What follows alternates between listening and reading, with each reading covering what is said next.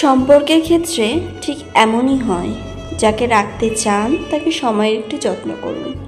একটা জন্মদিন, একটা বিবাহবার্ষিকী, একটা ভ্যালেন্টাইন ডেতে ব্যস্ততা একটু কম দেখান কাছের মানুষটাকে।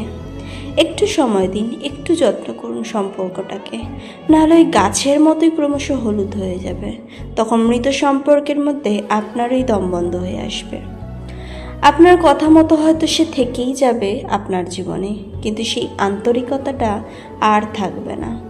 প্রতিটা সম্পর্ক যত্ন চায়, নরম প্রশংসা চায়, একটু মনোযোগ চায়, একটু বেহিসেবি আদর চায়।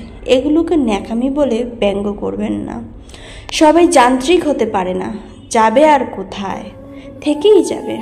তাই ওই যে থাকবার সে থাকবেই ভেবে আত্মপ্রসাদ লাভ করবেন না। ওই থাকাটা অনেক সময় ইচ্ছার বিরুদ্ধেও হয়। তাতে না থাকে প্রাণ, না থাকে মন। একতরফা ভালোবাসতে বাসতে অন্যদিকের মানুষটা কিন্তু তখন পরিশ্রান্ত। দুতরফে আগ্রহ দরকার হয় একটা সম্পর্ককে সতেজ রাখতে।